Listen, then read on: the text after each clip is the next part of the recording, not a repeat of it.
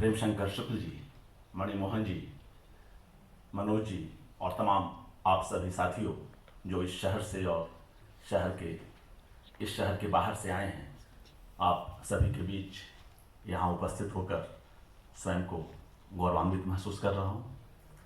टूटी फूटी जो कुछ बातचीत कर पाऊँगा वो आपके समक्ष है।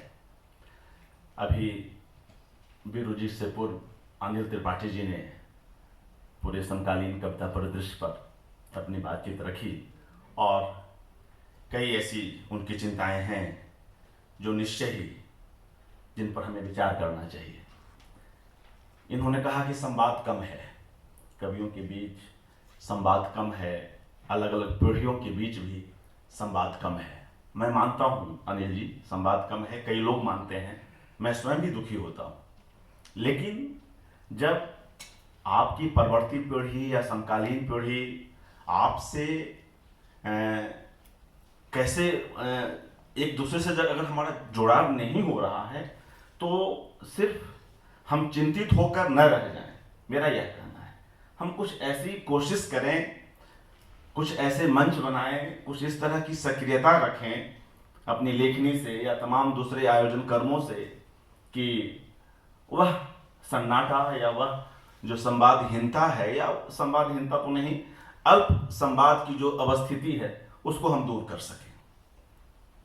हम जानते हैं कि आज सोशल मीडिया में ऐसे, और सोशल मीडिया और डिजिटल मीडिया इन क्षेत्रों ने ऐसी तमाम सुविधाएं उत्पन्न कर दी हैं कि हम यह काम आसानी से कर सकते हैं।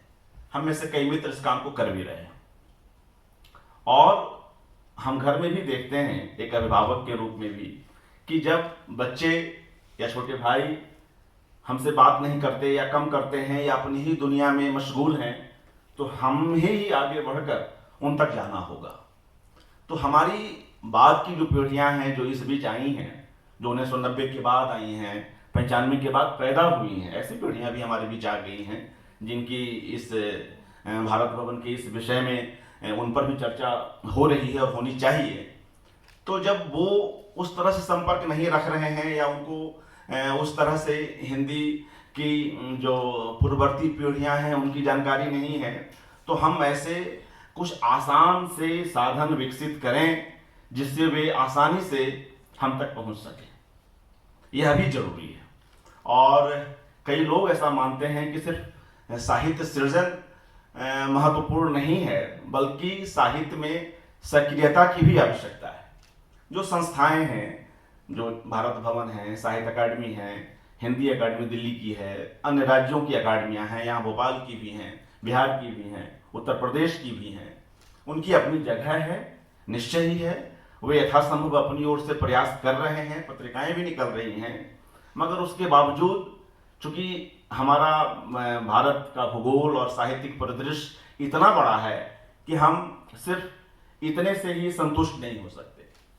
जैसा कि प्रेमशंकर जी ने कहा कि भाई हम अतृप्त आत्मा हैं, तो हम अधिक से अधिक तरह की गतिविधियों में आए और लोगों को जोड़ सकें। ऐसे कई उदाहरण आपने देखे लॉकडाउन के समय में, वेब सीरीज से और जो वेबिनार हुए और जो फेसबुक लाइव हुए, उसमें भी कई सारी चीजें मिली। दूसरी बात अनिल जी ने ही कही कि स्मृतियों को लेकर या कैसे शहरों और महानगरों में चीजें बदल गई, हमारे जीवन शैली बदल गई। और जो आप गेहूं की चर्चा इन्होंने की कि हम पिसवाने जाते थे और ये सब चीजें, मैं तो स्वयं 10वीं तक गांव में रहा हूं और गेहूं की बहुत सारी किस्मों को नहीं जानता, अपने ही खेत के गेहूं को खाया हूं और खलिहान और खेत और गेहूं उन सब के बीच पढ़ाई की है, अपने कुएं का पानी पिया है। तो ये तमाम और ऐसे कई हमारे बीच यहाँ उपस्थित लोग हैं जो इन जगहों पर इन जगहों से जुड़े हुए हैं, गहरे जुड़े हुए हैं, ये कविताओं में भी हैं। आज भी गांव में जब जाना होता है उन कुओं पर, खेतों में, तो उस पर भी कुछ ऐसी कविताएं भी लिखी और ऐसे दृश्य भी हैं जिसमें भूगर्भ जल जो है हमारी धरती का, या कुएं किस तरह से सूख गए हैं, या खेतों में पानी की कमी है। बिहार के कई ऐसे जगह हैं, कई ऐसे जिले हैं जहां खेतों में पानी नहीं है, या कृषक समाज का किस तरह से विस्थापन हुआ है, ये तमाम चीजें। तो खैर ये अच्छा ही है साहित्य के लिए कि अलग अलग जगहों से लोग आए ताकि अलग अलग बिंब जो है कविता में या कहानी में या दूसरी विधाओं में उपस्थित हो सके।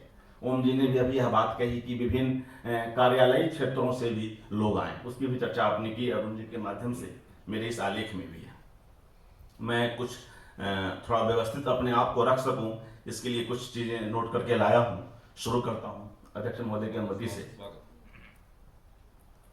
कुंवर नारायण अपनी एक कविता में लिखते हैं, कविता शब्दों में नहीं लिखी जाती, पूरे अस्तित्व को खींचकर एक विराम की तरह कहीं भी छोड़ दी जाती है।